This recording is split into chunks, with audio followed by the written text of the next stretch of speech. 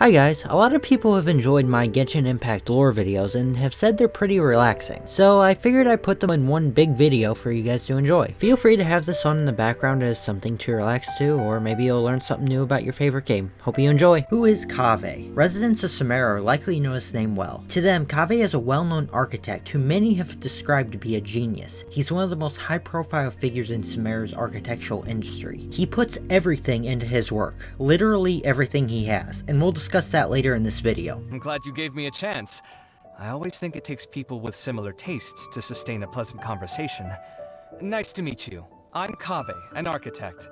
If you have a project you'd like me to work on, then I'll need a detailed description of what you have in mind. As an honors Kashar War graduate, Kaveh has a passion for the arts. He greatly appreciates the aesthetics of architecture, mechanics, and design. He's greatly empathetic and thoughtful towards everyone he meets, and is known for helping anyone he sees who's in need, even going as far as to provide his own mora. Once he even purchased dozens of keychains from a vendor whose proceeds were to go to feeding hungry children. He believes that mutual assistance and fairness are the keys to success. Kaveh is very passionate about his career as an architect. His greatest work and masterpiece is the Palace of Alcazar-Zure. In his outstanding work, he's seen as a role model to other Kashar students. To this day, students idolize him for his projects, some of which being single-handedly designing the Palace of Alcazar-Zure, renovating the lighthouse of Port Ormos, modifying the port's elevators and cargo structures, and his role in the spatial optimization of the surrounding areas. Many students only dream of having a resume like this. His reputation is fully due to his work. He puts his heart and soul into his projects and spares no effort. Kaveh pays special attention to the aesthetic aspects of his designs and creations. You must have seen the Palace of Alcazar-Zure before. That's my magnum opus. I sacrificed so much for that. Everyone else thought I'd lost my mind. Well, if you're not me, and you don't share my trade, I wouldn't expect you to understand. It'd be nice to meet someone who did understand, though. Interestingly enough, though, despite his fame, reputation, and seemingly successful career, not many know much else about him. Nobody knows the truths that he keeps hidden behind his stories, especially not that the man has gone completely bankrupt over a singular project.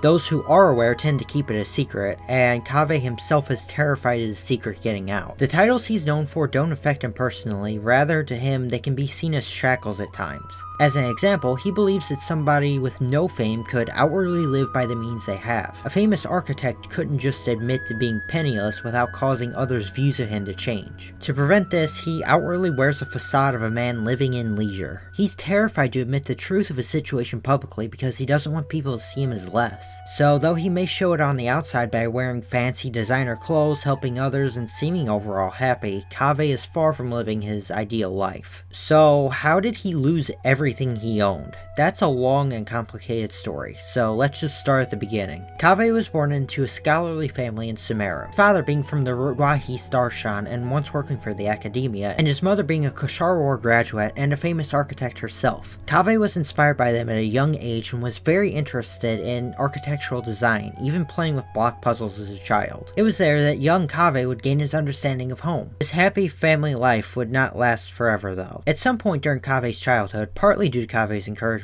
his father would join the Darshan Championship. His father would just barely miss becoming champion and proceed to go missing for some time after his defeat. His disappearance would terrify Kaveh and his mother. Unfortunately, following this, some tragic news would come to the family. His father had died in an accident in the desert. While Kaveh's mother would fall into intense anxiety and depression, Kaveh would blame himself for his father's death. He thought that if he hadn't encouraged his father to join the competition, none of this would ever have happened. Seeing his mother unable to smile again, Kaveh would live with this guilt for the remainder of his life. His definition of home shattered, and no matter how much he wished, nothing could take back the past. At the time, there was little he could do because of his young age. Out of guilt, he always kept his mother company and did his best to support her in any way possible. As he grew up and enrolled in school, he would inevitably spend less and less time with his mother. It wasn't his fault, he was just growing up. Eventually, she decided to travel to Fontaine, and after receiving a job offer, she left home for good. This would leave Kaveh completely alone in his once happy and safe childhood home. He would deeply miss her, but he knew this was what was best for her. And despite his internal feelings, he would never once admit his overwhelming loneliness. He believed that as someone capable of harming his father, he deserved all that came to him. His tragic early life is what taught him to care for others, and set his mindset. For many years onward, Kaveh would continue helping anyone and do anything they asked of him, but no matter what he does or how much he helps others, the guilt still remains. After graduating, Kaveh began his work by helping with a group project with the other students of the same darshan. The work would weigh on him heavily, but he would put all of his energy into it. It would end up with him shouldering the project's work for the other students for 2 entire years. But after gaining enough experience, he left that in order to pursue work under his own name. This marked the beginning of his career as an architect, and through his hard work he was able to save up quite a bit of mora. Soon though, he ran into issues. The demands of the market became very different from academic design. His clients' requests became harder and harder to meet as artistic design became less and less relevant, partly due to the ideal of the 6 sages. Kaveh would suggest various beautiful designs only to be rejected on them being meaningless and non-practical. It felt as if he had no freedom with his designs, with everyone being skewed towards necessity and practicality. He was forced to stick to these ideals though that he didn't particularly like because his projects required investments and funding. With his career and his dreams at odds, Kaveh gave himself a long vacation. Upon returning, he would find a letter from his mother informing him that she had decided to remarry in Fontaine. Kaveh would take part in the wedding and was grateful to see his mother smile once again. Afterwards, returning to Samara, he would feel lost and lonely once again, having nothing but himself and the empty childhood home that his mother had left to him. The more he worked in the construction industry, the stronger his dislike of society became. Soon though, a turning point came when he was sought out by a wealthy merchant, Dory, to construct a private mansion. She only had 2 conditions: that the mansion be large and extravagant. Kaveh would question her regarding details of the design, but she was uninterested. Only that she wanted it to be built in a secluded place for business purposes, which Kaveh was careful not to ask too many questions about. But as for aesthetics, Dory let Kaveh do as he wished, which was perfect for him. Mansion construction without limits is exactly what he would want to put his all into. Dory would provide the mora and resources, Kaveh would do the work. Simple business practice. Kaveh was insistent on his design going down in history. Precisely planned and picked everything to the tiniest detail. From the beautiful cliffside location to the placement of flowers in the extravagant garden, everything seemed to be going perfectly. That is, until the unpredictable happened. Even with every consideration Kaveh had made, he never would have predicted that the withering would move in overnight when the mansion was 70% complete. Before strangers were able to disperse the withering, the entire building and years worth of work were beyond saving. This angered both Dory and Kaveh. He begged her to allow him to rebuild and finish his work on the palace of Alcazarzaray. However, Dory would point out that he was the one who made the final decision for the location of the mansion. If she were to allow him to rebuild, who would cover the losses? Over the course of that night, Kaveh sat atop the ruins contemplating. He had his own savings and the property his mother had left to him. Did it even feel like home anymore anyway? He made a final decision. He sold his childhood home and took that money along with his own savings to Dory, which accounted for 70% of the necessary mora required for the construction of the Palace of Alcazarzaray. Dory agreed and was willing to pay for the final 30%. This is how Kaveh, a famous architect, lost everything. The palace was completed on a beautiful sunny day and Kaveh had truly given his all to the construction. This was his greatest architectural achievement, though in the end the property didn't belong to him in the slightest and left him completely bankrupt. Dory also requested payment for the final 30%, which left Kaveh highly in debt to her. While he did what he could to oppose and resist this, his own guilt and ideals consumed him and he agreed to pay. Dory could immediately sense that he was only paying not for her sake, but for the sake of his own ideals, and she took full advantage of that. Kaveh would then become homeless for a period of time after the construction was finished. Now directionless, broke, and living in a world run by Mora, Kaveh felt completely lost. But due to how he was raised, he refused to let anyone know of the situation. His colleagues praised him for his astounding work on the palace, the human narrative to its design, craftsmanship, and his imagination. But they would all remain unaware that this project had cost him literally everything. Kaveh would frequently find himself at a local tavern and turning to alcohol to comfort himself. His body wasn't very tolerant either, collapsing only after 1 bottle. I like to have a drink or two when I've got the time. It's a good way to de-stress. Oh, yeah, I mean, mostly just to pass the time. What's that look for? All right, I admit it. Maybe I do drown my sorrows a little more often than I was letting on. It all gets a bit too much sometimes, with the unfinished projects, obstacles that I can't overcome, misunderstandings with other people. Don't you struggle with those kinds of things as well?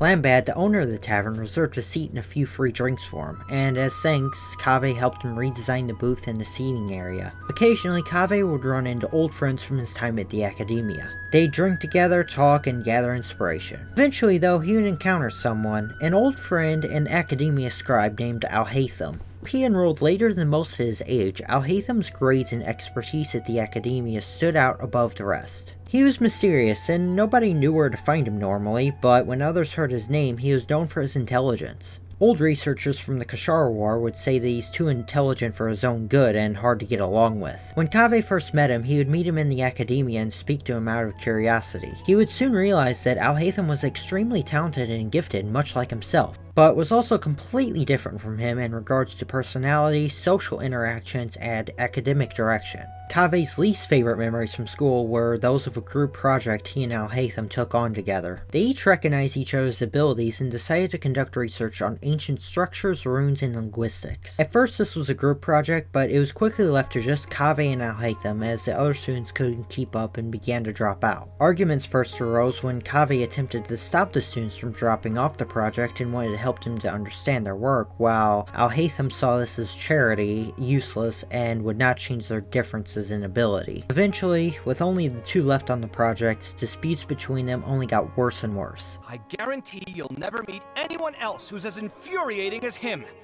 And for the record, yes, I would say that to his face. Sure, he's smart, and sure, geniuses often come with a bad temper. But that's only half the story with him. He knows perfectly well how to appear friendly and likable to others, he just doesn't want to. If he ever gives you the impression that he doesn't really have a temper, or that he's rigidly logical like a machine, then you just don't know him well enough yet. He definitely has a personality. It's just too big a personality. Most people wouldn't get it. Kaveh saw Al-Haytham as egotistical, and that he'd be much more welcomed by people if he was just willing to help out. Al-Haytham saw Kaveh as the opposite, pointed out that Kaveh's idealism would come to be a burden of his existence one day, and was only fueled by his inescapable sense of guilt that he still carried from his father's death. Two would quickly part when Al-Haytham pointed this out to Kaveh's face. This failed project would become an unavoidable part of Kaveh's past, and after losing everything due to his work on the Palace of Alcazarzaray, Kaveh would finally see the meaning in his old friend's words. Someone set up a stand on the street saying that for each handmade keychain they sold, a child in poverty would be given a meal. Kaveh bought at least a dozen. This is Sumeru, where even healthcare is free. I needn't say more. Meeting Al-Haytham in the tavern was the last thing Kaveh expected. After reconnecting, Kaveh unloaded his unfortunate life story to his old friend, finally telling someone where everything went wrong. Al-Haytham, though, seeing through him once again, would ask, how was realizing your ideals gone for you? At this point, Kaveh was at a loss. Soon after, Kaveh would find himself roommates with Al-Haytham, living in a house converted from the same research station that the academia had provided them with back in the day. Kaveh, still plagued with his guilty conscience, would mention helping out with household chores, only to be burdened with them himself. He saw that his past friend hadn't, and will never change. But at such a low point in his life, he was satisfied just to have a roof over his head. Also, fun fact, these two characters are the only ones with a shared idol. Where's my... Wait. Just the time to accompany them. Not again. Whatever. Al-Haytham does respect Kaveh as a master builder and craftsman. He sees him as a mirror of himself, but believes his personality and values do not match his abilities. He believes him to be emotionally fragile and far too considerate of others. He tends to be overly sensitive about everyone and everything he crosses paths with, and he's constantly making a fuss about nothing. Maybe it's because he's too emotionally fragile. Something Kaveh always has with him is his sketchbook. This old leather-bound book has pages and scraps from things from all over the course of Kave's life. It includes drawings, journal entries, quotes, clippings, all Kave's memorabilia. During his time as a student, Kave was often busy with various projects in which he would visit various ruins with his fellow students. On one of their studies, there was a cave-in, nearly trapping Kave and 2 others in the ruin. Kave was able to push them out though, and just barely escape himself with only a couple minor wounds. He had heard of things called visions, but originally thought that they would appear during moments of crisis. Having been through a crisis already, he figured that he had not received the favor of the gods and eventually ceased to think about visions for some time. He just continued on with his life. This continued until the first version of the Palace of Alcazarzaray was destroyed by the Withering. Once he made his decision to do as he felt right, he sold his home and belongings the next day, and then would invest every single mora he had into rebuilding the Palace of Alcazarzaray. After selling the sale of the house, he returned one last time. He used flatbread to make a simplified version of the palace. This type of dish was taught to him by his father, and he had not made it since his father's passing. Once he finished making the dish, he decided to smash it and start eating. But when he smashed it, he saw a shimmering dendro vision laying inside the bread on the center of his plate. Unable to believe it, he accepted the vision, though this favor had arrived many years too late. I almost don't want to say this out loud, but sometimes hopes and dreams bring suffering instead of happiness. Luckily, I don't mind my vision. Kave's story is a saddening one, but it shows the story of a man willing to lose everything in order to achieve his dreams. Who is Yoimiya? One of the most beloved, friendly, and inspiring people of Inazuma. She's known for her work as a pyrotechnician at Naganohara Fireworks, her family business where she creates beautiful fireworks to symbolize others' hopes and dreams. Many celebrations are held across Inazuma every year, many having elaborate firework displays, all thanks to Yoimiya. She's become a household name and known as the Queen of the Summer Festival. Citizens of Inazuma love her displays. With the passion and creativity she puts into them, they're always a spectacular sight. Welcome to Naganohara. My name's Yoimiya. Just let me know if you need anything. We have kushikatsu, egg roll... Wait, no, we're not a restaurant. Oh, we make fireworks. Like these, see? Sparkling, crackling little fireworks. The Naganohara Fireworks Show started over a century ago when the Yashiro Commission first organized a fireworks display with commemoration as the theme. Fireworks since have become much more common, and because of the citizens' involvement, the firework displays are able to continue annually, even despite the risk of fire hazards that the Yashiro Commission and Shrine Maidens always have to take precautions for. Everyone in Inazuma City looks forward to Yoimiya's shows, and even those from other nations. Liyue's Lantern Rite uses her fireworks as well. Even though the transportation of goods to Liyue is technically illegal, she has Beidou for that. Beidou's been helping me ship my fireworks out ever since Inazuma was locked down. I prepared a huge boat-shaped firework just to surprise her. And when the Crux fleet was about to leave, this firework went whoosh right in front of their eyes, straight into the sky. The sailors got such a huge fright. They thought one of their ships had somehow flown off. But Beidou liked that trick very much, saying that it was exactly what a pleasant surprise should be.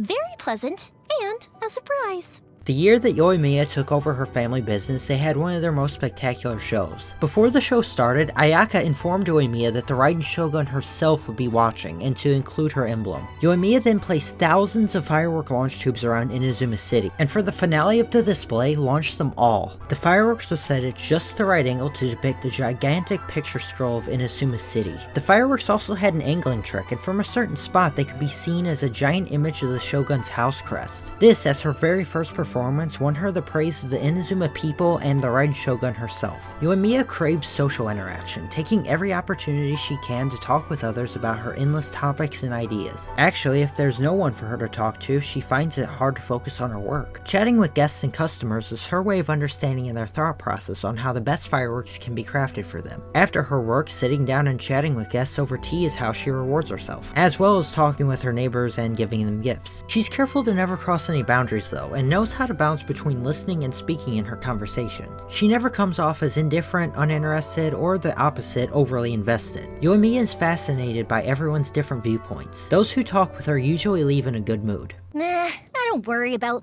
loose lips, sinking ships. The emotions contained in the words people say don't lie.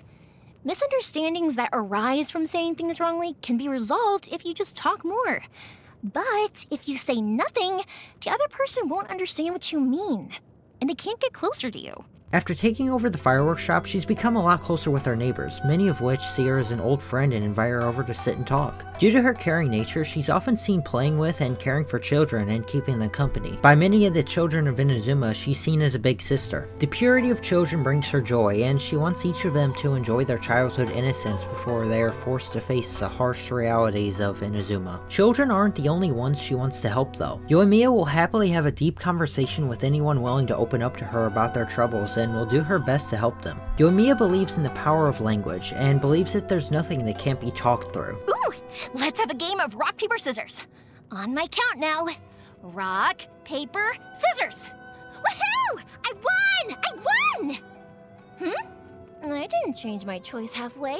Why would I ever do that? She also tends to be a free spirit. Often, those going after perfection tend to be highly self-disciplined, but Yoimiya is almost the opposite. She tends to do what she wants when she wants, and often takes unscheduled breaks from her work. Sometimes she'll work late hours into the night when she misses work during the day, distracted by conversations. But on these nights, she'll often climb to the highest point so she can watch the sunrise before heading to sleep for the day. She often gains inspiration from her fireworks from the pretty orange-red skies, imagining them as she drifts off to sleep. Sometimes her neighbors find her sleeping in interesting places, like stopped water wheels, eaves, and even on tree branches. Thankfully though, she hasn't ever been seriously injured from falling off of these places while asleep, aside from a few scrapes. At other times, she'll sleep until midnight before heading out for a walk, which usually turns into a nighttime adventure, whether she's alone or with friends. Yoimiya loves the sense of freedom that she gives herself, often talking about how interesting it's made her life. She does take a priority in her work though, around the time of festivals or special events. Along with fireworks, Yoimiya also sells trinkets at her shop, many of them being secretly imported from other nations by Beidou. A lot of these games and trinkets are popular with the children, but they're loved just as much by the adults, such as Arataki Ito, who buys her specially made knickknacks to bring to challenge anyone who he declares his nemesis. Some of these knickknacks can be useful in daily life too, such as Yoimiya's katydid coil, a ring containing flammables and spices used to repel mosquitoes when hung up in the summer. Many of the people compliment Yoimiya on her excellent craftsmanship. She's willing to help others with special requests too, though she often states she runs a fireworks shop, not an everything shop. She makes do though, even if her earnings for a whole day are only enough to afford her a few snacks. In recent years, mostly due to an old folk song, children have been bringing Yoimiya shiny trinkets. They believe because of the song lyrics that if they exchange her something shiny for fireworks and light the fireworks, a wish of theirs will come true in the future. At first Yoimiya was troubled by this, but eventually she just played along and accepted whatever the children would bring her, such as rocks and seashells. However, she would not accept expensive items or anything of worth, and would tell the children to return them to their owners. The shininess of an object wasn't very important to her either, but what was important was that she was keeping the dreams of children and their creativity and imaginations alive. Something Yoimiya always has with her is her candy box, which because of its decorations has earned the name Sweet Pearl. She often collects different candies from every store she visits and places them in her box, and every time she encounters a happy event, she eats a piece of candy, and if she's with others, she'll happily share. The speed at which the box lightens is an important measure of happiness for her. Sometimes when she's not paying attention, she accidentally uses it as a hair accessory due to the decorations on it being so similar to the one she usually wears. Or sometimes she purposely does it and gives candy to anyone who notices. Interesting fact, with each purchase of a firework, Yoimiya includes a special slip only readable by the Naganahara family. It's a tradition they've done for years. It allows her to recreate the exact same firework order for them. Our family has a long tradition in which we will give every client who orders customized fireworks a note. Its contents can only be understood by our family, and it records the specific formula of the fireworks that were ordered. Whether 10 years or 100 years pass, our family can make exactly the same fireworks as they did in the past, so long as the client brings us that note. One night, after taking over the family business, Yoimiya couldn't sleep, so she instead continued her research. Suddenly, she heard a sound, and a bright red object fell into one of the unused firework launch tubes. It turned out to be a pyrovision. At first, Yoimiya didn't know what it was, but used its pyro abilities as a lighter before eventually tossing it aside. Her father found it one day in a storage room and gave it back to her, explaining its significance and mysterious powers. And since, she has worn it and used it every day, and because of it, she's become much more skilled with the manipulation of fire. Let me let you in on a little secret. When I first received my vision, I used it as a flint to light fireworks and boil water, before returning home, chucking it into a storeroom, and forgetting all about it. In the end, it was my father who found it and told me that it was a precious item that I should keep safe. At least it didn't get taken back by our dear Archon. Though she does question why the gods favor her, an ordinary girl and pyrotechnician, asking if even the gods enjoy her fireworks shows? Who is Yae Miko? This powerful but mysterious woman is none other than the head shrine maiden at the Grand Narukami Shrine, and editor of her own successful publishing house. Yae is a kitsune and close, trusted friend of A, or the Raiden Shogun, Inazuma's Archon herself. I am the Guji of the Grand Narukami Shrine. The purpose of my visit is to monitor your every move, for such is the order of the shrine. Oh, come on, don't be so nervous. It's only officialese, for goodness sake. I couldn't just go gallivanting around for no reason at all, could I? Now, come on, do something amusing for me. Yae is a descendant of Kitsune, or a type of yokai that can be translated to fox spirit. Though don't get confused, they're not ghosts, they're seen as a type of fox with a long life and mysterious powers. In folklore, Kitsune are thought to possess magic and a higher intelligence that gets more powerful with age. They're often depicted with multiple tails, usually up to 9, which indicate their age and power. Yae can be seen with 5 tails when using her burst, and 1 with her elemental skill or plunging attack. They're said to have the ability to shapeshift into human or other form, which Yae is shown to be able to do, as it's talked about in her character stories, and we almost always see her in her human form since she refuses to reveal her fox form to the traveler. As a kitsune, she can be rather mischievous. This includes at her job as Guji and as the owner of Yae's publishing house. She's also impressively good at both manipulating and reading people. This often makes others like Goro and Toma terrified at the sight of her. The tricks she plays are usually elaborate and out of her own enjoyment. Though she's not all about pranks, she does have an emotional side and shows to care about those important to her and considers the countless yokai around Inazuma to be her friends. My favorite pastime is reading other people's stories. My second favorite is watching other people squirm. If I could find a way to combine the two... oh, that would be entertainment in its purest form. Yae Miko's personality is described with the analogy of mirror fragments. She can seem any sort of way she wants, cheerful, solemn, sympathetic, and nobody really knows the truth of her personality. Many have tried to figure her out, but very few have succeeded. She's able to blend into any situation, just how she blends in as a human. This isn't all because she's trying to hide something though, quite the opposite actually. She's just the type to do whatever she wants to do, whenever she wants to do it, and people get confused by that. At one time, a well-written and genre-targeted story manuscript was submitted to Yae by another one of the publishing house editors. Though they were sure their work was amazing, Yae Miko was not pleased with it. She gave the opinion that the book was shackled by the topic and not free enough. And though it was written in the format of other top sellers at the time, she told the writer not to focus on this because trends change with the decades, and to focus on the writing itself. A while later, another manuscript was submitted. It was titled Shogun Almighty, Reborn as Raiden. The other writers didn't really approve, but Yae Miko loved it. She was only concerned with one part, the author's name. She said it was too normal for a book like that, and so she gave them a new pen name. I decided to found Yae Publishing House simply because I wished to read more interesting light novels, that's all.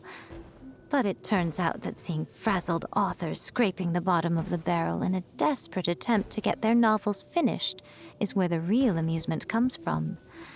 You wouldn't believe some of the excuses they come up with when they're trying to get a deadline extension. Oh, so much more creative than the novels themselves. Something Yae, as a long-living kitsune and servant of the Electro Archon, which seems to expand lifespans, has to deal with is boredom. Hundreds of years can seem to pass very quickly for her, and as the Guji, she can't always live as exciting of a life as she would always like. Such as, during ceremonies, Yae must perform her duties by attending every shrine ceremony, instead of partaking in the festivities. Though she doesn't see the issue with using her authority as Guji in order to create some entertainment for herself. such as once ordering Naganohara fireworks to be dropped off by the Yashiro Commission to be set off after the ceremony. She's even mentioned this to the Raiden Shogun, telling her that she never told her she'd never be able to watch the festivities again as Guji. Fun and mischief keep Yae going throughout her everyday life. She also enjoys studying humanity, and certain like-minded people are able to catch her eye. One of these people being Kano Nana, a novel enthusiast who always seems to overly worry about Sayu. Sometimes Yae will watch as Sayu runs off, closely followed by an angry Kano Nana. She'll even sometimes give Kano wrong directions as to which way Sayu ran in order to prolong the chaos. Sometimes Yae will transform herself into an average human and descend from the mountain for some time in a town. She'll visit restaurants, the Asia bathhouse, getting fox fur stuck in the water, and every shop she can possibly find. And at the end of this adventure, she'll stop by Bantan Sango Detective Agency and tell them about all the missing animals she's heard about, and how desperately they need to be brought home, and sometimes this frustrates Kujo-Sara. Humans are just fascinating creatures. That's why I'm so fond of them. They live such short lives, but for the time they're around, they shine as bright as the midday sun. There are some whose light never grows dim, even over great stretches of time. These are the lives that make for real page-turners. A long time ago in Teyvat, the yokai such as Tengu, Oni, Tanuki, and Kitsune all used to walk among the humans. Under the Narukami, their powers are used to help the humans through an era of poverty. When seeking refuge in the mountains, they built a city near the sea, which turned into Inazuma. The lineage of Hakushi and Kitsune were some of the most well-known, and it's that line that have left many great stories. Whenever the yokai gathered, they would often share stories with one another. Kitsune Saigu was the organizer of such events, and would regularly host many yokai. Yurakusai loved telling stories to the other yokai, as they would all listen intently. But it was young Yae Miko who would nitpick the details and go back and forth with him over it, until eventually Saigu would make them stop and continue, as the rest of the yokai wanted the story to be told. Some of these stories have been passed down through the generations, but today the yokai's remaining bloodlines are growing smaller and smaller. But Yae still remembers these long, fun nights. Maybe that's where she gets her love of storytelling. Not too long ago, more than half of the 5 artisan lineages of Inazuma were cut off due to a conspiracy. Many were all banished by the shogun. The Kamisato clan were impacted by this due to their failure in supervising their subordinates. But before the shogun could banish them, Yae Miko, who almost never involves herself in politics, stepped in. She saved them from that fate, and while their reputation still wasn't great, at least they were still around. Many people would speculate why the Guji would step in for them, wondering why she'd do something that seemed to be a greater risk than anything, and not wise.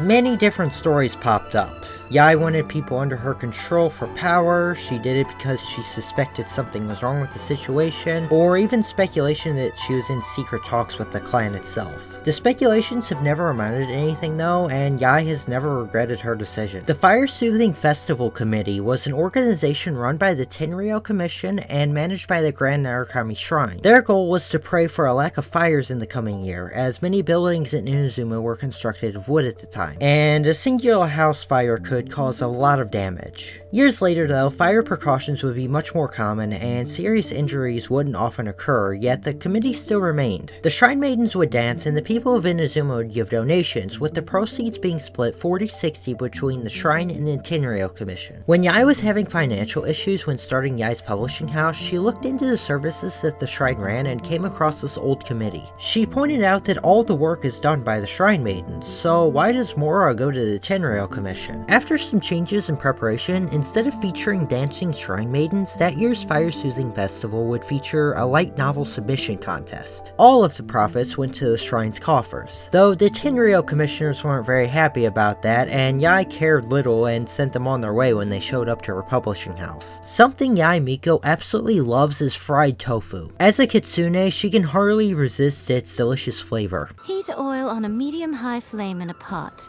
Add the tofu and reduce the heat to a low flame. Cook until golden brown, take it out, then serve piping hot. There you have it, fried tofu. There's nothing more delicious in this world.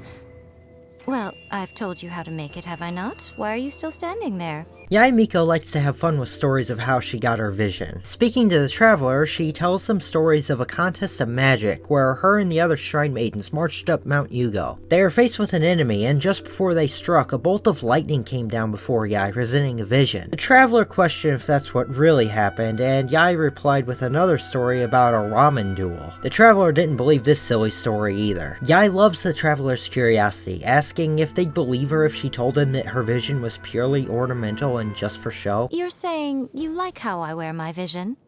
You certainly have an eye for a priceless treasure. Well then, I bet you'd like to pet it.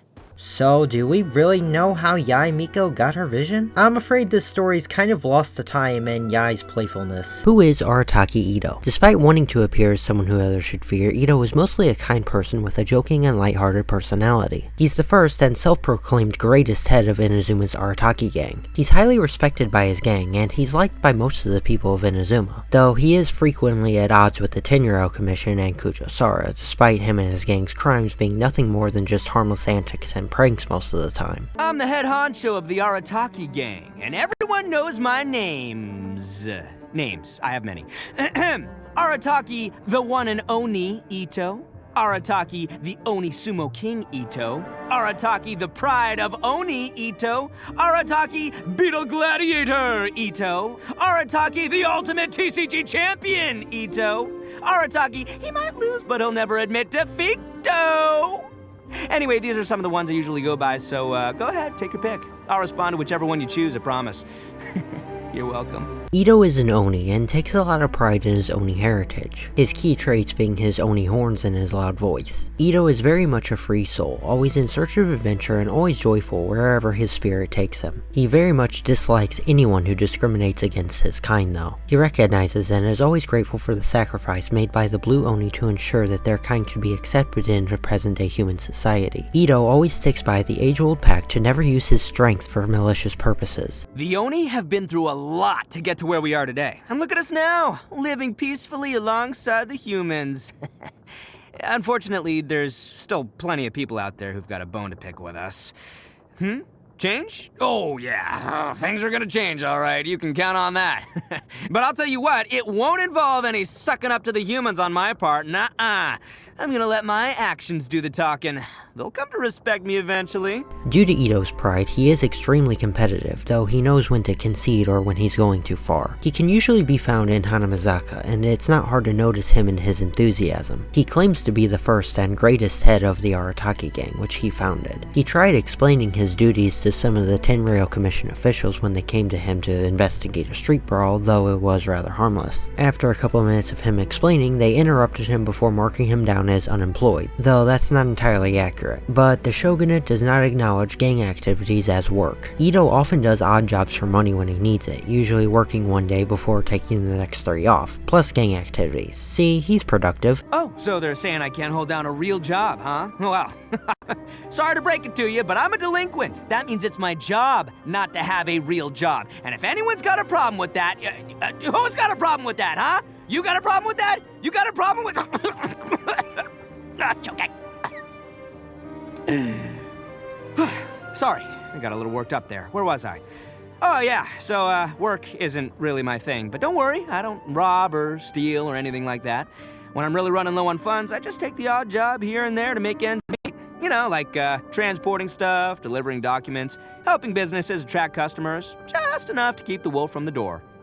Unfortunately for Ito, his reputation in Inazuma City leaves much to be desired. Although he's not considered a villain by the public, he's certainly not a law-abiding citizen. He's not seen as a huge threat to anyone though. This scenario used by Inazuma's people to discipline their children better explains it. One of the threats to the misbehaving children is if you don't behave, the great Mujina yokai will grab you and take you deep within the mountains, or you'll be inlaid upon the shogun's statue. As for Ito, the threats are much less severe, like if you don't behave, Arataki Arataki Ito will come and snatch your snacks seem much less severe of a threat, but not something that you'd like to happen either. But still, that's far from the truth of what Ito would actually do. Snatching a child's candy wouldn't happen because, according to Ito's code of law, the fate of the snacks would have to be decided by ritual combat. In the eyes of many people, winning snacks off of children through competition is exceedingly shameless. But Ito believes that every battle must be taken seriously and treats them all as such. They're all treated the same, whether it's a battle against a child or the shogun herself. Also, due to his conviction, Ito can lose to a child without any reservations, the same as he could lose to anyone else. While the adults of Inazuma City have much to say about Ito's behavior, the children just see him as some sort of big playmate. Their competitions are often Onikabuto beetle battles. These are fun for both sides to watch and give the children a fair shot, unlike actually fighting them. For the longest time, the Tenryou Commission has seen the Arataki gang as just sort of a troublemaker group who don't require too much attention. The group only has around 10 members at most, and there are many internal disagreements within the group anyway, mostly about the date of its founding. Akira believes that the group began when Ito first saved him from a group of bandits. On that day, Ito persisted in the fight even after being knocked down several times. The bandits eventually backed off in annoyance to his persistence. Helping Akira back to his feet, Ito declared him a member of the Arataki gang. Genta and Mamoru believe that the gang was founded at the end of the year when they all camped on the outskirts of Inazuma City and roasted lavender melons together. On that day, not any of them had a single mora to their name, and they were all very hungry. While eating a lavender melon himself, Ito declared that they should do that every year as a sort of tradition. In Shinobu's perspective though, the gang was officially formed when she had to drag Ito out of the shogunate jail, since this was the first time that any official records were made about the group. As for Ito, he believes that the gang has existed from the first moment that the words entered his mind, though unfortunately he no longer remembers when that was. And as for Granny Oni, the human who has taken care of Ito since he was young, there is no such thing as the Arataki gang. She just sees Ito and his friends. In the Arataki gang, we're proud to welcome people who've experienced adversity in their lives. Don't listen to the people who call us freaks or weirdos. Every member of my gang is like family to me, and they all feel the same way. Whatever happens, the gang will face it together, both the highs and the lows. Nobody questions my leadership in the gang. What I say goes. Except when it comes to Shinobu. She's always challenging everything I say, and not only that, all the hard-earned loot I bring back and share with everyone, she goes and returns it. But also, she gets me out of jail and out of every mess we get ourselves into, so I'll let it slide. Besides, I don't want to get on her bad side. An angry Shinobu would make my life a nightmare. The Oni have called Inazuma their home since ancient times. They existed alongside the Hakushin Kitsune bloodline and the Tengu. Yokai like them often have supernatural abilities, but the Oni lack many special traits. Other than the horns on their heads, the Oni are mostly remembered for their explosive tempers and tendency to make trouble. As for their fear of beans, it has a real scientific basis. Oni are actually highly allergic to beans, but because of how much the Oni bloodline has thinned out over time, most people display only very minor allergic reactions. But unfortunately for Ito, because of his Oni heritage, Ito is extremely allergic to beans. Even touching one can cause him to go into shock, not to mention eating them can cause him to be bedridden for days at a time. This makes beans the only thing that carefree Ito is wary of in his daily life. I am an Oni, so there's nothing I hate more than beans. Soybeans, mung beans, whatever. I hate them all. Just touching one is enough to set off my allergies, let alone eating them. We have to get people to resist this constant urge to throw beans everywhere. And to do their part, the Arataki gang members are careful not to order any dishes containing beans, not even in private, as a way to show respect to him. Of all foods containing beans, Ito fears fried tofu the most. He claims that even the sight of it leaves him sick for 3 days straight. When someone mentions fried tofu to Ito, a certain victory comes to mind. One day, after a long day of work, Ito went to sit in a chair outside of his favorite food stand. But going there, he found a fox-eared lady sitting there instead. A contest of words started between the hungry Ito and the lady, which turned into a fully unnecessary battle. Ito, being hungry, chose an eating contest. The lady chose the theme of Kitsune ramen. Ito was at a loss when he realized that the ramen contained fried tofu, but with his pride on the line, he continued anyway to victory. As for the chair, it was given to Ito by the food stand owner as a trophy. I crushed that Kitsune ramen eating contest we had. Even all that fried tofu couldn't stand in my way. She didn't come close to beating me. I was, bedridden for more than a month after that. But you know what? I'd rather lie in bed a winner than walk away a loser. So, Anyway, I had the last laugh because she had to foot the bill for 32 bowls of noodles. Ha ha! As for the other contests that Ito has been a part of, two in particular stand out to him as rather frustrating. One of them is a rematch that he demanded of Kujo Sara, who defeated him and took his vision as a result of her duties in the Tenryou Commission. To this day, she refuses to agree to a street corner sumo match that Ito wants, and it frustrates him to no end. You know what? Yeah, she beat me during the Vision Hunt decree. I'm not ashamed to admit it. When you lose, you admit defeat. And when you screw up, you take it on the chin like a man. And anyway, let's not forget which one of us won't agree to a rematch. Her, the Tengu warrior. It's just a sumo street fight. I mean, what's she so afraid of? If she keeps snubbing me, I'm gonna have to stop calling her Kujo Tengu and start calling her Kujo Chicken. We'll see what she thinks of that. The other is something that happened many years ago when Ito was young. He had gotten into an argument with a young Tengu, which resulted in a sumo match in the Byakko Plain. Unexpectedly though, the fight sent them both barreling down the side of the mountain. In the end, the Tengu ended up carrying Ito all the way home because he couldn't walk after spraining his ankle. This match has also gone unsettled. Both of these incidents had to do with Tengu, and Ito doesn't understand how they're so strong despite looking so skinny. Every Oni child has heard the ancient tale of the Crimson Oni and the Blue Oni, how the gentle and helpful Crimson Oni defeated the wicked Blue Oni and won the respect of the humans. This was Ito's favorite story as a child, and he has always been proud of his red Oni horns and Crimson Oni lineage. This pride, however, was once shaken by a certain incident. When incidents of robbery started happening in young Ito's village, his family fell under immediate suspicion because of their Oni heritage. Though he no longer remembers the details of what happened, he remembers the disgusted and wary stares of the villagers at him and his parents as they left the village, as well as their parting words, once an Oni, always an Oni. No matter the time period, humans just saw all Oni as the same. In that case, wouldn't it be better to be a Blue Oni who the humans feared, Ito thought? That would be preferable to him and his parents being driven out of their village despite doing absolutely nothing wrong. After Ito's parents died of illness, he was turned out to the streets on his own. He would lay into anyone who spoke down upon his race, though it was mostly the others insulting him. But he proved to be resilient, never giving up no matter how many times he was knocked down. But still, he was only a child, and eventually collapsed on the street due to exhaustion and hunger after a round of beatings. At this moment, Ito was saved by an old woman, a human woman. She cared for him from then on, despite him being defiant at first because she, a human, was never expected to care for an Oni like him. Ito never expected that kindness. Granny Oni isn't an Oni at all. In fact, she's the kindest human that has ever lived. She only got her nickname because she took me in. If people have got a problem with me, fine. I don't care what other people think anyway.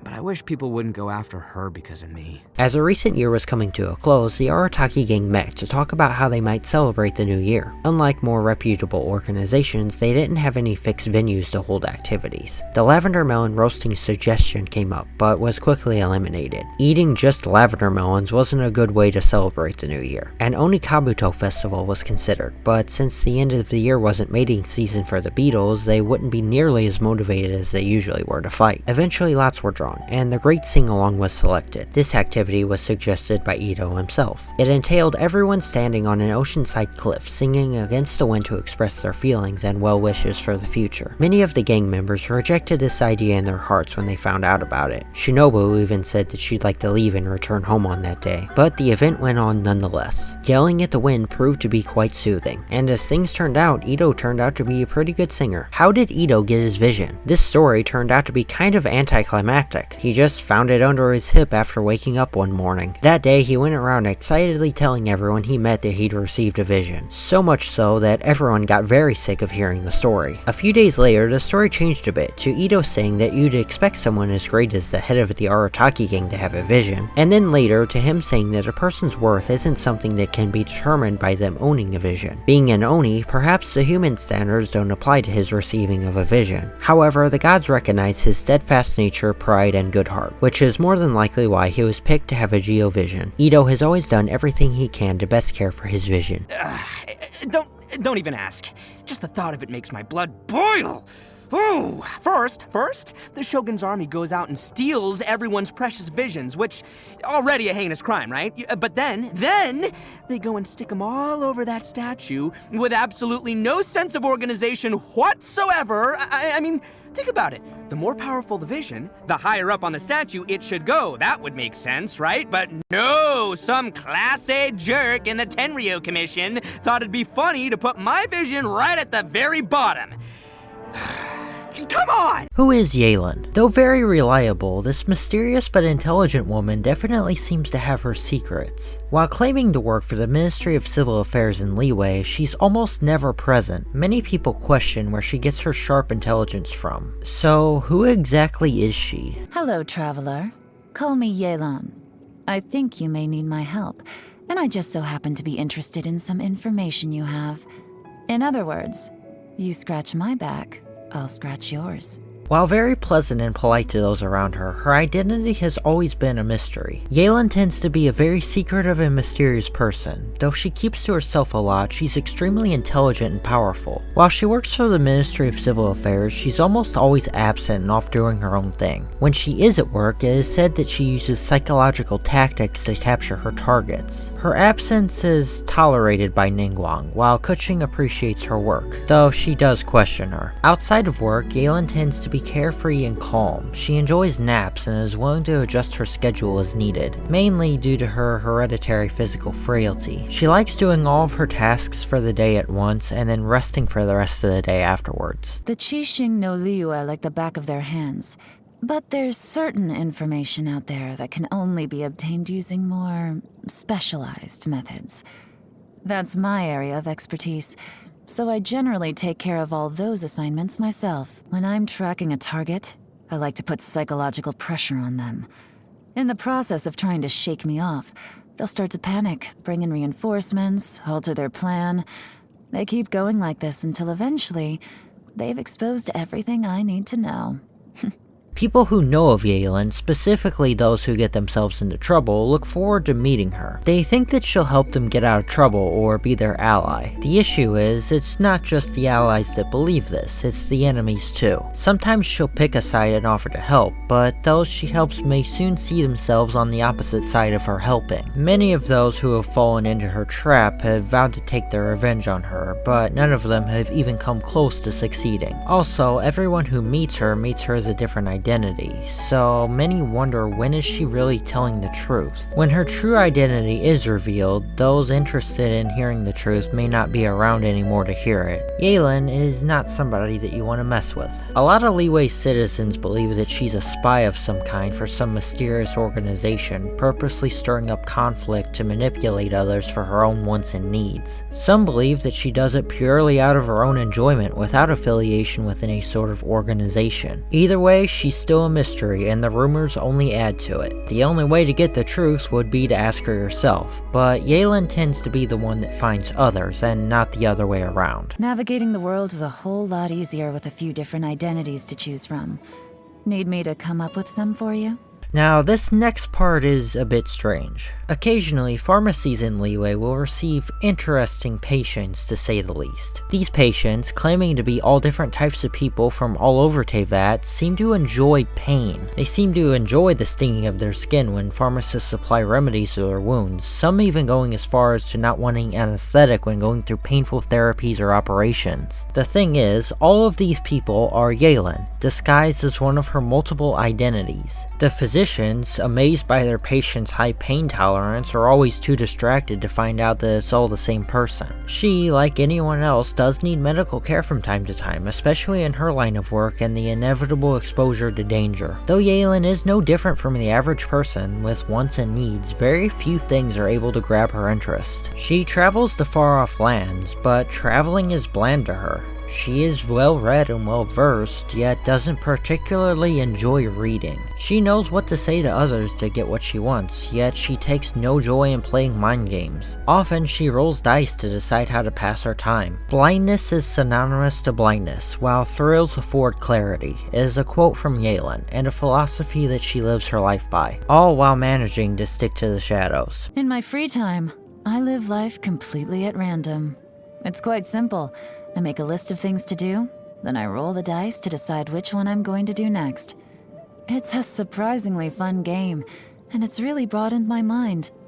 In that sense, it's been quite helpful where my job is concerned. Something interesting about Yelan is her high spice tolerance. Even Zhangling's spiciest dish isn't enough to faze her. She enjoys eating fresh or dried Jaeyun chilies. Due to her strange liking of pain maybe, spicy foods are the only things that seem to satisfy her. Though her name does not appear on any of the records of the Ministry of Civil Affairs, Yelan is a special intelligence officer that reports directly to Ningguang. She doesn't see herself as anyone's subordinate. The way she sees it, her work with Ningguang is just a way of honoring a sort of pact. Ningguang wants information that is dangerous to get. Yelan enjoys navigating her way through danger as it gives her a sense of achievement. It's uncertain when their business exchange relationship began. Yelan is known outside of Liyue as well, and many other nations of Teyvat, even stretching as far as the Abyss. For the most part though, she enjoys spending her time in the areas around the chasm and the underground of the chasm. She has a strange instinctual calling to it, as her ancestors once did. Her ancestors being heroes who either died there or went insane within the chasm's depths while fighting monsters from deep below. Yelan has always been curious about what sort of dark energy is drawing her there, even despite her better judgment. With the help of her companions lifting the seal of the chasm's depths, she was able to unveil a hidden past of her ancestors. One day, with her craving of danger, she will walk a similar path as them. She makes it her life's mission to not let Liyue fall into unseen danger as it did hundreds of years ago during the time of her ancestors. Collecting intelligence is her top priority, no matter the cost. For the Ministry of Civil Affairs, Yelan has collected 2 lists of names. A special attention list, short with only a few names, one of which being the Traveler. The people on this list could easily bring danger or harm to Liyue. The other list is a more classified secret intelligence list. Those that are on that list are the real threats to Liyue, perhaps Abyss Mages, Fatui Harbingers, or even the gods themselves.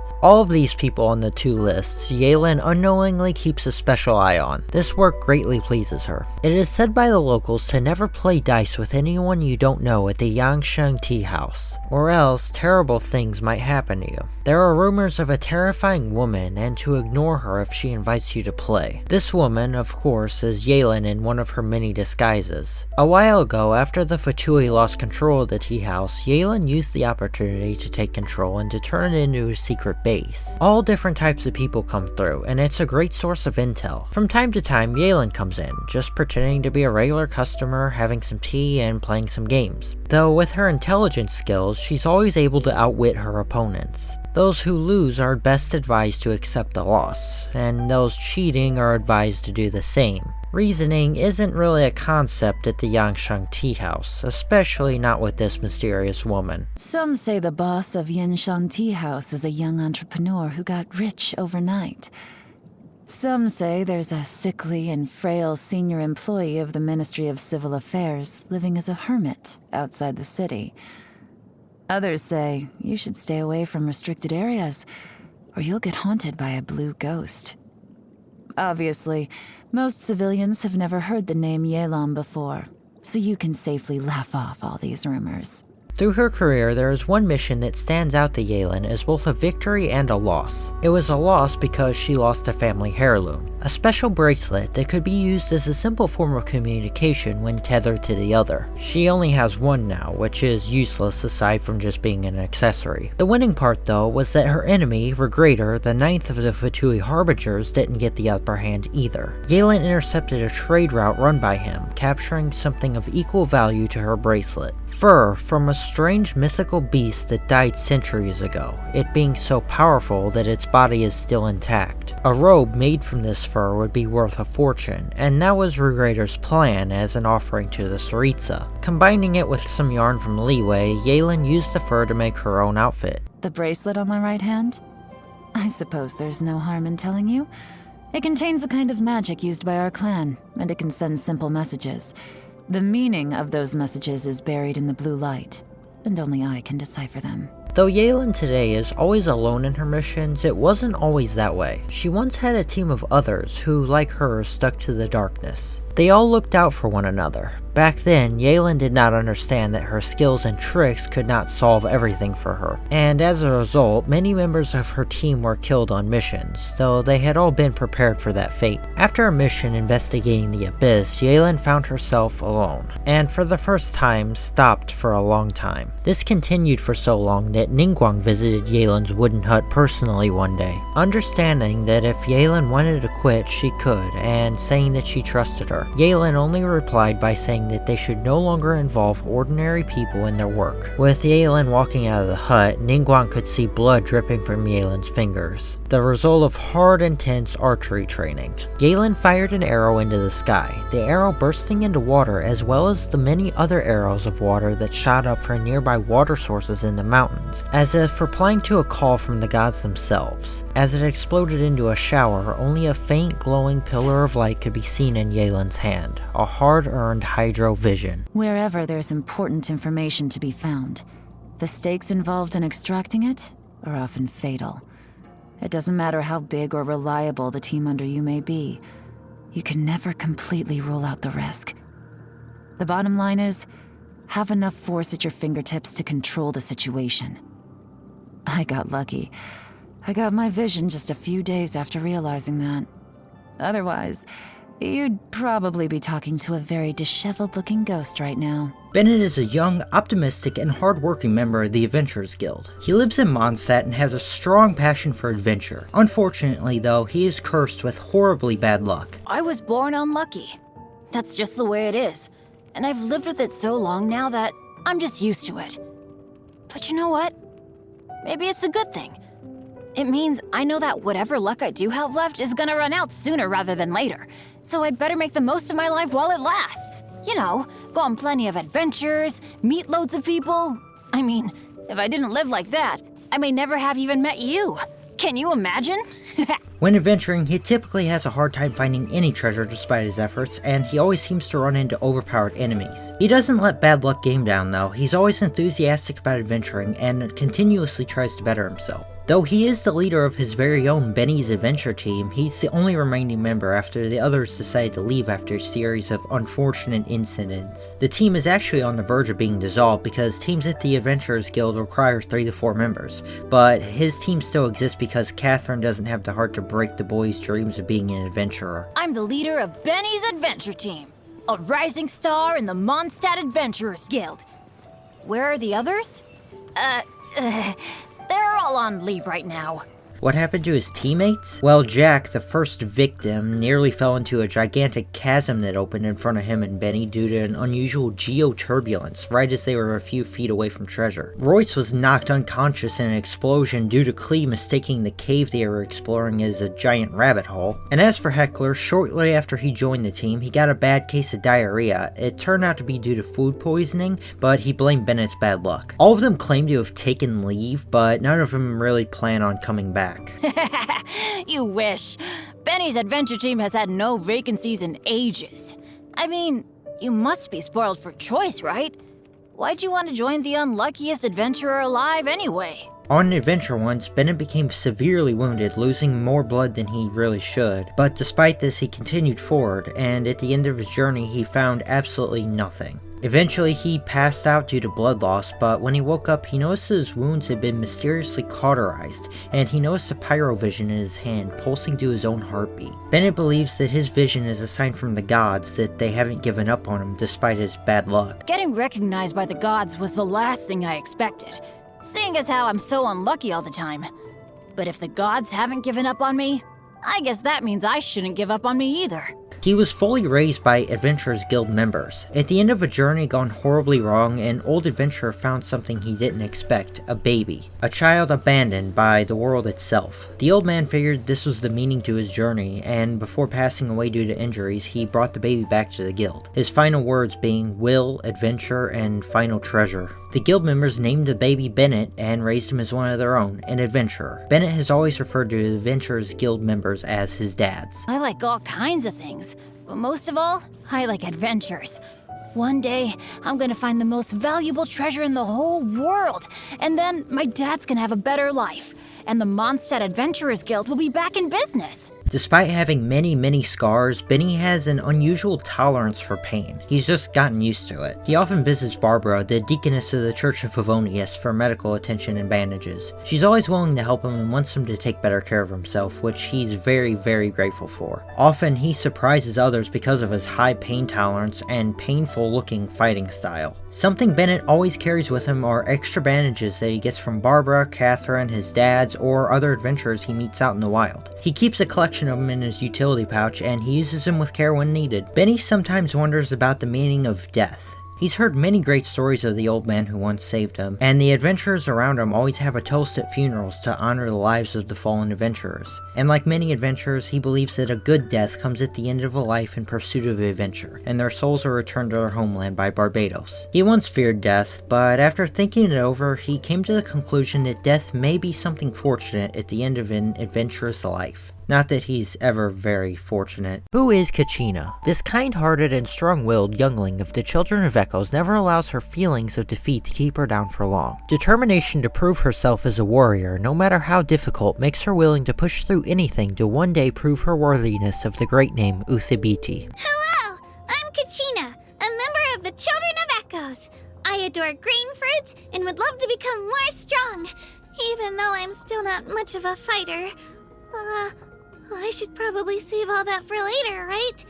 Then, are you hoping to go somewhere? I'm pretty familiar with these parts, so I can show you the way! Like the other younglings of her tribe, the Children of Echoes, Kachina grew up with the folklore and heroic stories passed down by her tribal elders. Born with a great sense of adventure, growing up, it didn't take her long to learn her way around the mountains surrounding her tribe's land. She quickly developed a great instinct and skill for searching out and finding treasure and minerals buried beneath the ground. In her downtime, she'd often go to nearby music studios with her friends and dance. But growing up in the mountains of Natlan was a tough environment at times.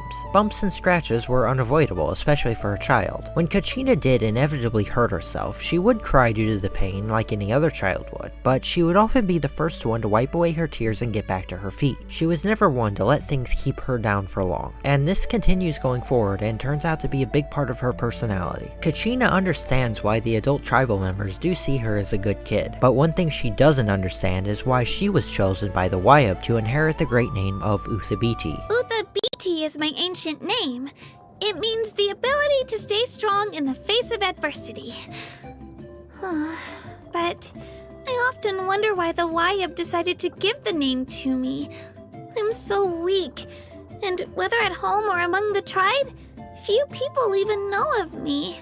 With so many strong and cool people around me, am I really worthy of the name?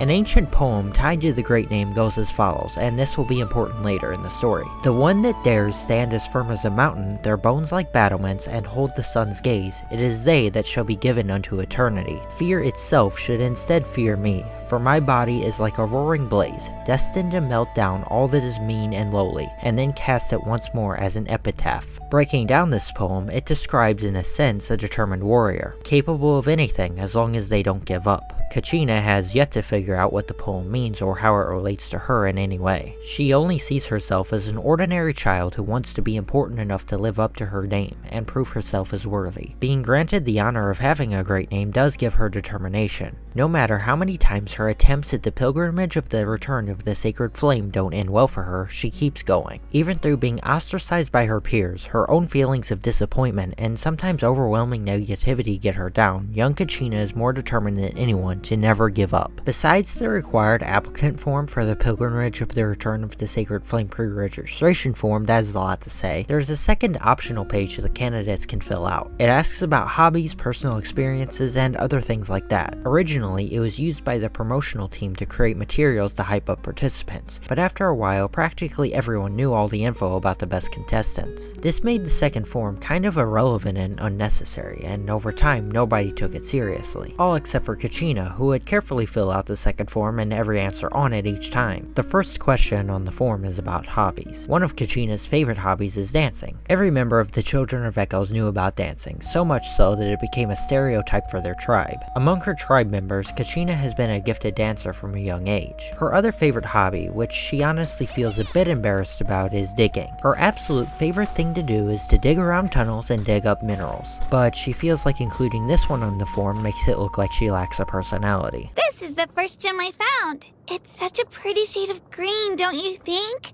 It was originally one half of a pear, but I gave the other one to Moalani. Look, the pattern on it looks just like flowing water. Oh, and this one too. It might look black at first glance, but put it under the sun and you'll see a rainbow of color.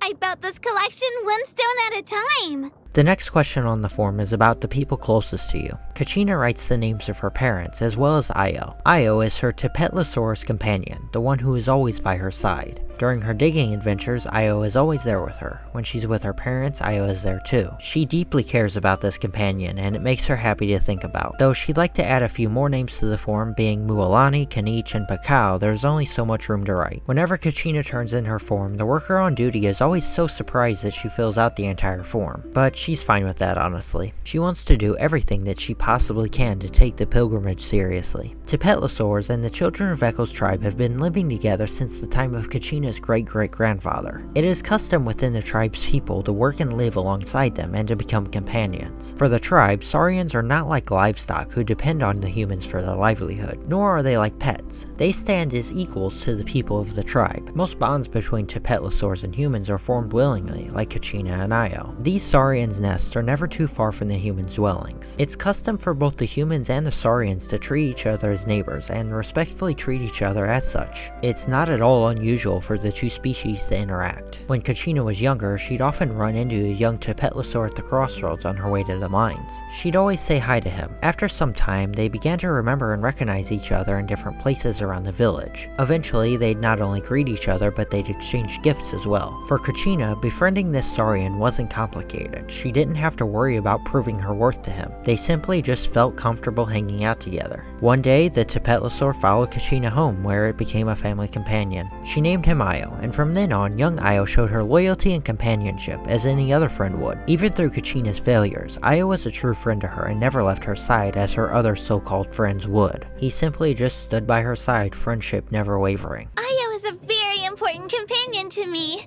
Even though he looks well behaved now, he really loved headbutting people when he was younger. He's super strong, so even I get knocked over sometimes. Not much he can do about it, though, because it's just how Tipetlosaurs show their affection. Oof! Io! Stop headbutting me! Alright, I won't say any more.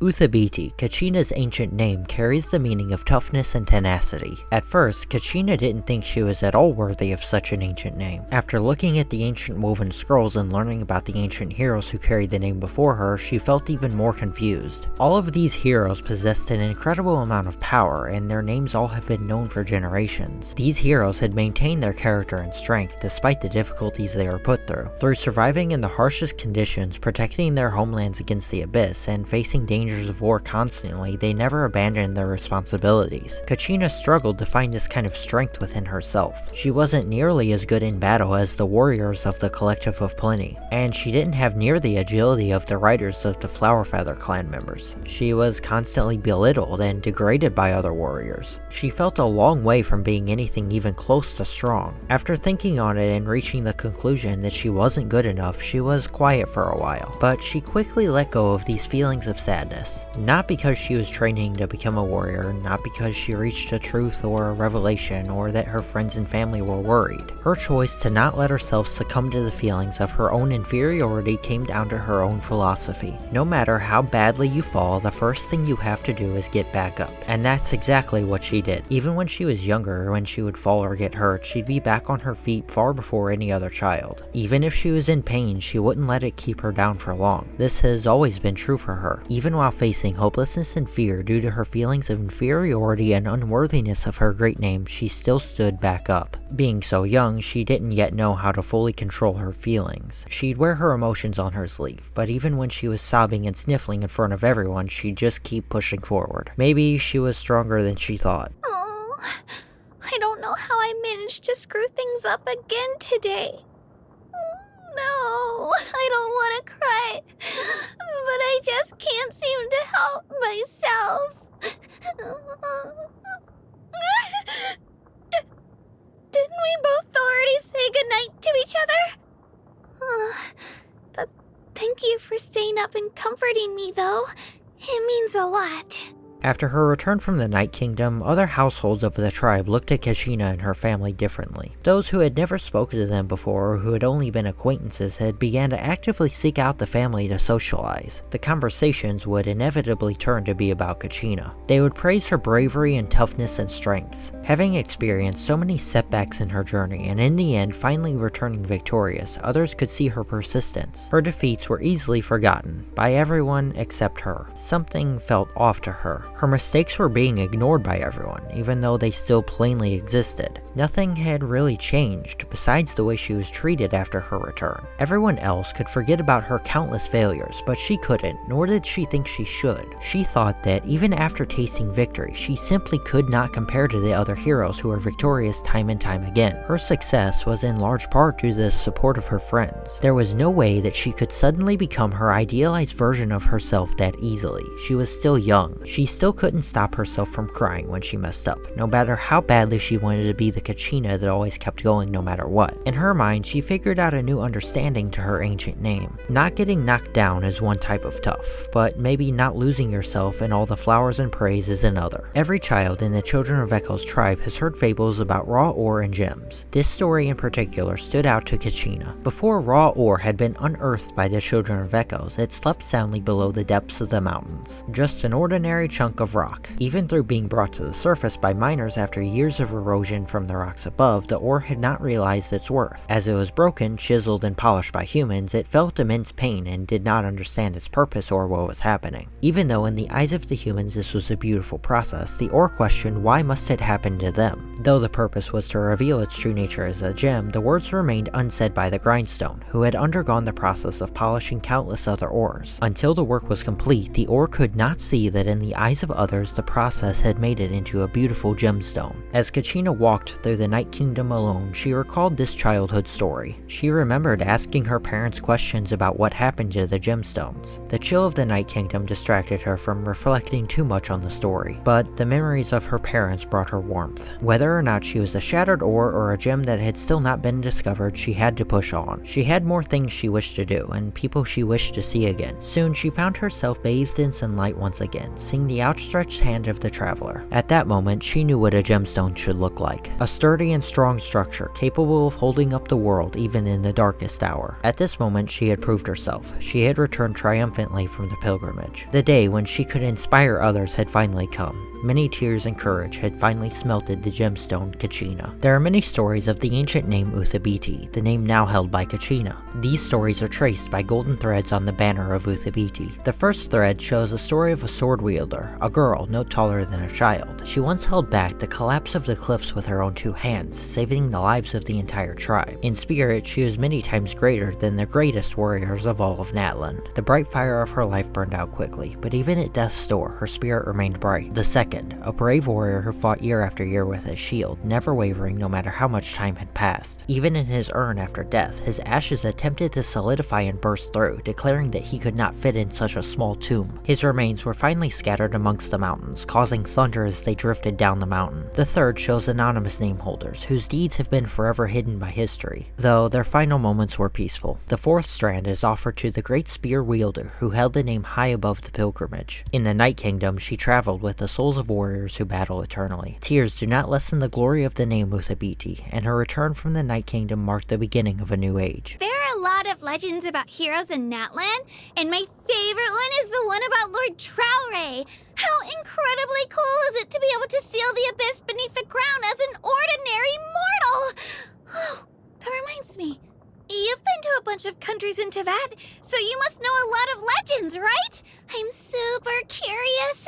Could you tell me some of them when you can find the time? After Kachina's first pilgrimage of the return of the sacred flame had ended in failure, all of her expectations from before had come to nothing. Everyone around her doubted her abilities, and even more painfully, she began to doubt as well, thinking maybe even the Wayab gets it wrong sometimes. It was around this time that she discovered what digging meant to her. She had always loved drilling into the depths of the mountains in search of treasure, but this time she didn't dig with any particular goal. She just bored forward, as though as long as she kept going, the disappointment and sorrow she felt would never be able to bore themselves into her heart, but instead bore into the dirt. Digging made her feel much happier, as if she might turn up with something good rather than just defeat. That failure at the pilgrimage would not be erased, it would forever be a part of her story. The word failure echoed constantly within her head. The people of Natlan say that the children of Echoes are stubborn, always charging forward. Stopping was never an option in Kachina's mind. Even if above she could never be a towering hero, all she could do was keep moving onward, one step at a time. Kachina didn't yet realize that this persistence was something special in of itself. While digging, she would occasionally dig something interesting up, like how on this day she dug up her vision. Receiving it, she was quite happy, though she had already experienced this feeling before when she received her ancient name. The acknowledgement of an Archon, nor that of the Wayab, meant that she could accomplish some great deed. Tales of young heroes weren't encouraging ones, but dark and gloomy ones instead. But with the initial motivation they need to achieve greatness present, as long as the protagonist keeps moving forward, the future will be bright for them. But in those stories, the characters can never know the ending beforehand. All they can do is keep moving with everything they have. Who is Keqing? Growing up in a higher class family of noble birth, Keqing grew to become the Yuheng of the Liyue Qixing. She's known for being extremely skeptical of the gods and archons, and as a member of the Qixing, she highly questions Rex Lapis's authority. She recognizes that he's looked over Liyue for centuries, but questions whether or not he will going forward. She questions if he really knows everything, and if he really knows what's best for the people of Liyue. What do you think has kept Liyue going over the last millennium?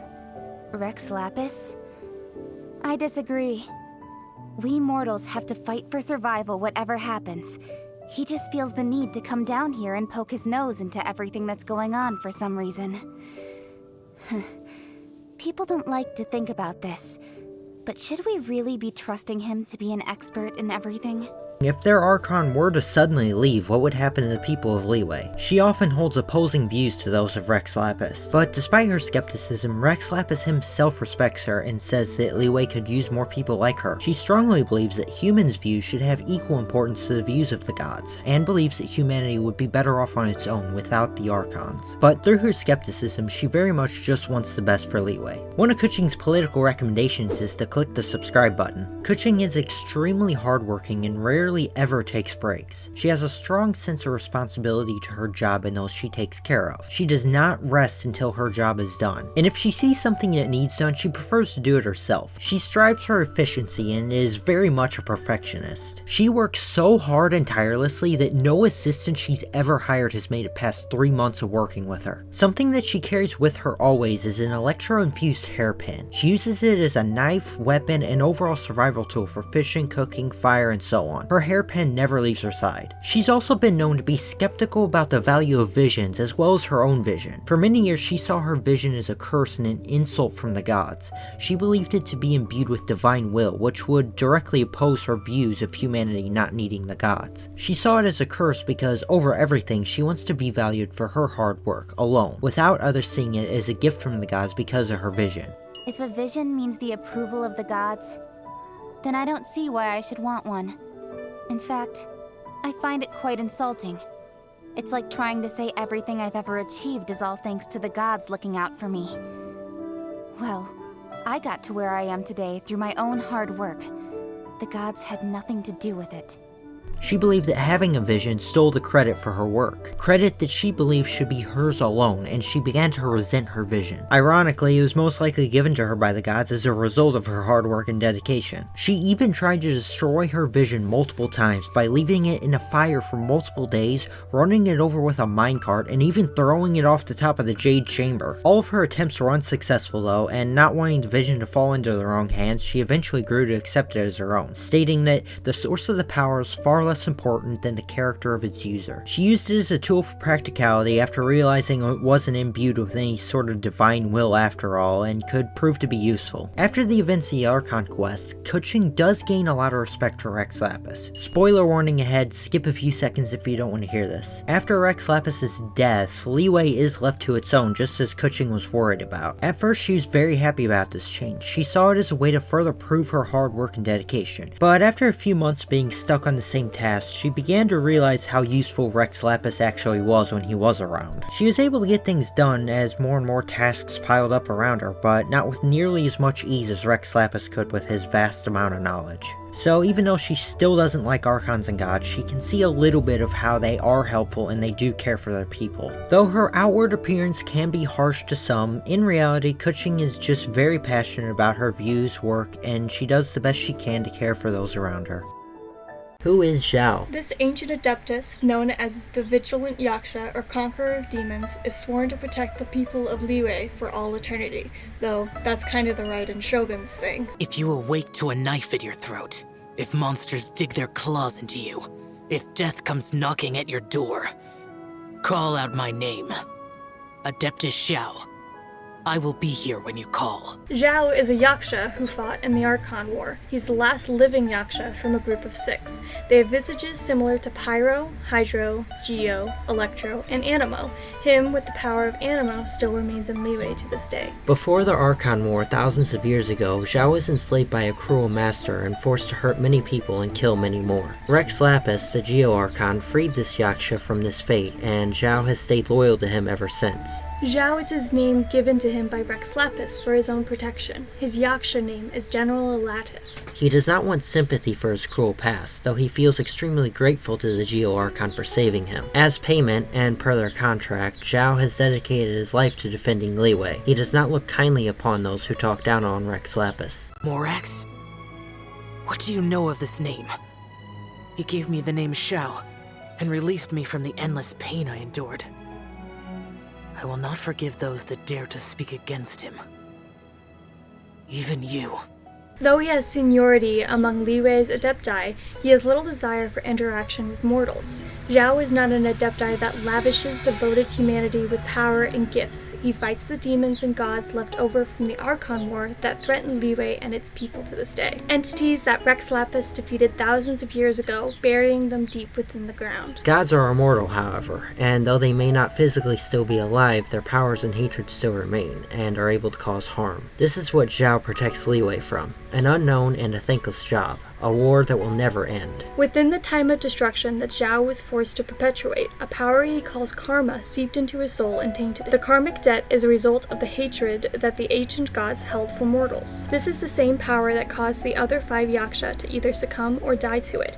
It causes physical pain and mental degradation. The fracturing and defeat of the ancient gods' evil manifestations by the Yaksha is what caused the 6 Yaksha's souls to be tainted. Though Zhao remains very resilient to the pain, corruption, and any hatred, he has almost succumbed to it once, but was saved by the sound of a flute played by the Animo Archon. Venti? So that's the name he goes by. His tunes are... forget it.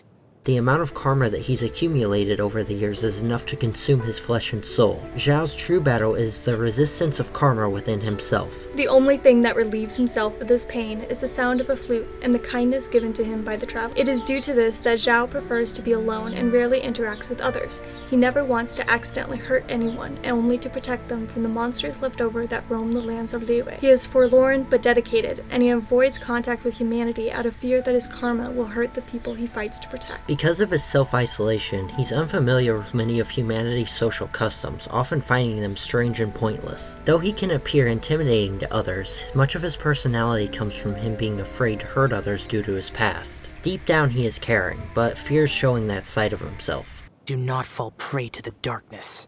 I have no mercy. Though, perhaps you can stand your ground alone. I'm willing to protect you. But don't think about getting close, and stay out of my way, or all that awaits you is regret.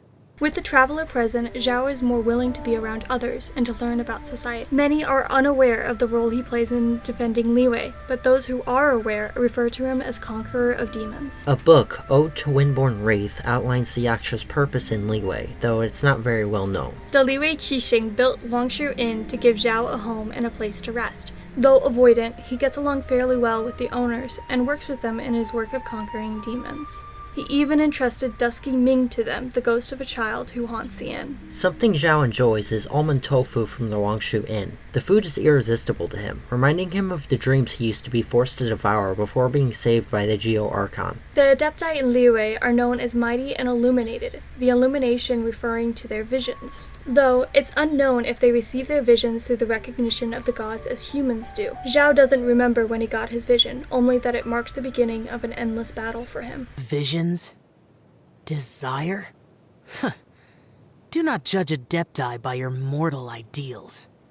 I have no desire. The Lantern Rite is a celebration in Liyue that honors Adepti. Though he should be celebrated on this day, he has grown to dislike it as it stirs up the ancient god's hatred. During it, Zhao is particularly busy defending Liyue. The Lantern Rite?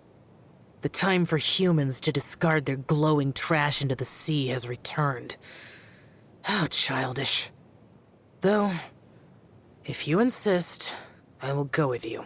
He is broken, but protects Liyue with every part of himself. He doesn't see himself as worthy of kindness, yet not even his mask can scare those who love him. What is Lantern Rite? Taking place around Chinese New Year, Lantern Rite is a huge yearly festival that takes place in Liyue, Genshin's nation based off China and designed similarly to Chinese architecture. The origins of Lantern Rite date back thousands of years to the Archon War. During this time, at night, Liyue's people would release lanterns into the sky, both to encourage those fighting and to act as a guide for the way home. After the war ended, releasing lanterns became a way of honoring those who lost their lives in the war. Since then, and over the decades, the practice has evolved into the Lantern Rite Festival, a celebration of Liyue's history, people, and the fallen Adepti and defenders of Liyue. Unfortunately though, to this day, around the time of Lantern Rite is also the time in which the Archon War's fallen and defeated god's power is most active, which Zhao has to fight back throughout the entire festival. Citizens of Liyue all collectively celebrate and partake in the festival each year. It's believed by many that helping out with the festival could bring good luck in the year to come. Though the Ministry of Civil Affairs covers the majority of the costs, citizens often make donations, help supply materials, build the lanterns themselves, and set up shops for the annual Zhao Market and so on. The Zhao Markets are shops set up during this time by Liyue's business owners. They aren't used to make a profit though, as many donate their earnings to contribute to the building of the Mingzhao Lantern, the biggest and most significant lantern to be released each year. The Mingzhao Lantern is always modeled and based off of a fallen Adepti who died protecting Liyue. Its size is determined by the amount of plasterite found within the year. We'll get to this element in a moment. Hundreds of Zhao lanterns are also built and released. These lanterns are smaller, individually made, and unique to each person who makes them. There is no one correct way to make a Zhao lantern. Now, what is plasterite? It's a special type of element found in Liyue known for its anti-gravitational properties after activation. Any object imbued with plasterite is able to share in its floating abilities. This is what makes the lanterns that are released float. Liyue's people gather as much of this rare element as they can throughout the year. The more they gather, the more Zhao lanterns and the bigger the Mingzhao lantern. Those involved inscribe their prayers in the plasterite in their lanterns for good fortune. This element is also what powers the Jade Chamber's floating mechanism. There are a few different types of plasterite, the most common being the green kind, as well as the more rare azurite, which is blue, and vermilionite, which is red. All of the glowing lanterns are released on the night of Lantern Rite, honoring Liyue's history and people and displaying a beautiful sight which can be seen from miles away.